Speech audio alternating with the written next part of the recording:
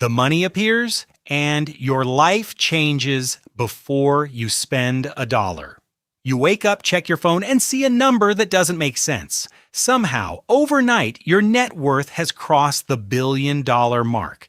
Before you start thinking about houses or private jets, there's a more basic problem.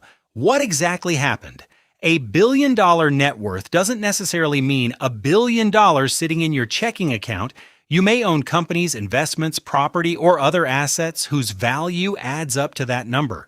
Turning those assets into spendable cash can take time, and doing it carelessly can create taxes, legal problems, or huge losses. So your first calls aren't to a luxury dealership. They're to lawyers, financial professionals, and banks. You need to verify the wealth, secure your accounts and identity, and figure out what you actually own. The strangest part is that your first billionaire decision is probably deciding what not to do. The first 24 hours are mostly about keeping everything under control. The temptation is obvious. Start shopping, book a flight, tell everyone. But the smartest thing you can do on day one is almost the opposite. Slow down. First, you need to confirm where the wealth came from and how it is held. Then your digital accounts, personal information, and financial access suddenly become much more important.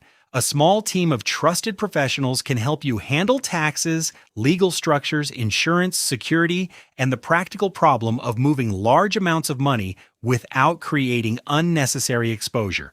You also discover that being rich doesn't make every financial decision simple. Selling an asset can trigger taxes. Giving away money can have legal and tax consequences. Buying something enormous can create ongoing obligations. So while your imagination is already spending billions, your real first move is restraint. You have more options than ever, and that makes choosing what not to do surprisingly important. Then you find out what $1 billion can actually buy. Once the basics are under control, curiosity takes over. What can you actually buy now? A private jet, a luxury home, an expensive car, even a yacht. Purchases that once looked impossibly distant are suddenly within reach. And here's the strange part. Compared with $1 billion fortune, even extremely expensive toys can represent a relatively small slice of your wealth. That changes the feeling of spending. A car that costs hundreds of thousands of dollars might once have required years of saving. Now the purchase barely moves the needle. A private aircraft may cost millions, but the bigger question becomes what comes after the purchase: pilots, maintenance, insurance, storage, and operating costs. The same goes for multiple homes and personal staff. The price tag gets your attention first, then the ongoing responsibility does. You aren't just buying things anymore. You're adding systems, people, and commitments to your life. Your normal life starts disappearing. Then the money starts changing something you can't put on a balance sheet: the way people relate to you. Friends and family may react with excitement, disbelief, concern, or requests. Someone you barely know might suddenly have a business idea. Another person may want a loan. Invitations can multiply, but so can questions about what you can afford. Even ordinary privacy becomes harder to take for granted. Your home, travel plans, spending habits, and personal information can become valuable to people you don't know. You may start thinking twice before casually posting where you are or telling someone what you're planning to buy. And the strangest part is that the money doesn't automatically tell you who to trust. In some ways, it makes that question harder. Your old life hasn't vanished overnight, but the social rules around it have changed. The people around you now know that you have options they don't, and some of them may start treating those options as if they're available to them too. You realize the $1 billion has to keep working. Eventually, the excitement gives way to a less glamorous question. What happens if you simply leave the money sitting there? $1 billion fortune can be spread across investments, businesses, real estate, cash, and other assets.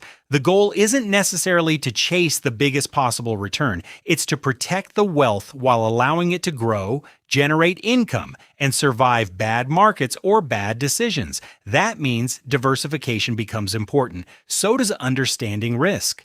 A fortune this large can give you enormous financial flexibility, but one reckless concentration can still create a painful loss.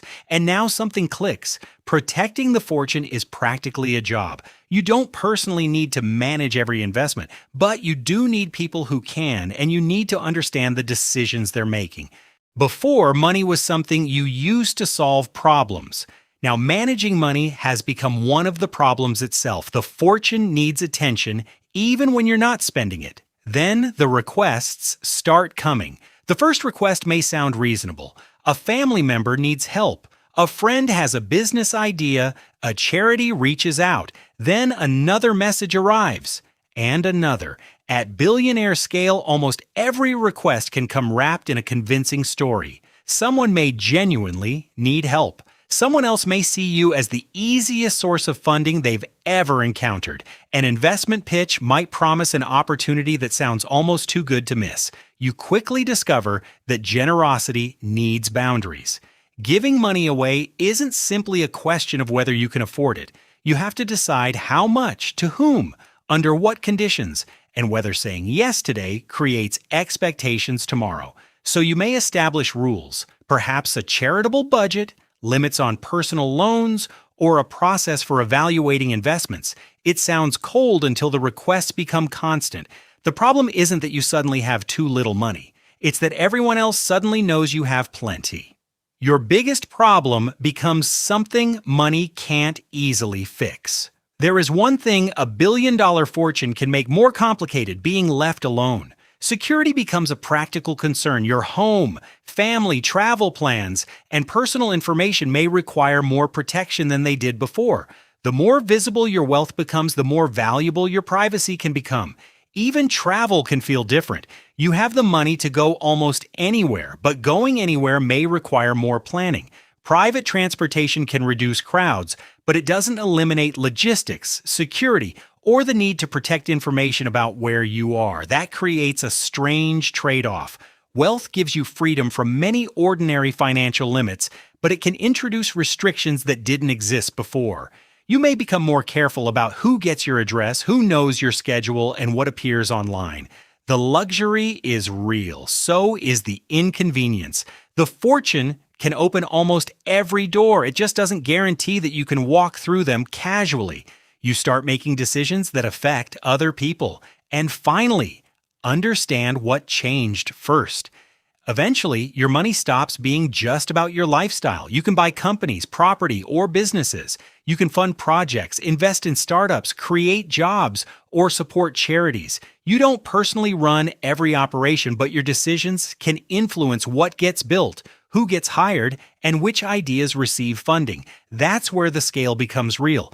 A decision that feels like a line on a financial statement can affect hundreds or thousands of people. And this brings you back to the beginning. You started the day thinking the biggest change would be what you could buy: the mansion, the jet, the yacht, the freedom to travel whenever you wanted. Those things matter. So does the reduced financial fear, better access to experiences, education, healthcare, and opportunities.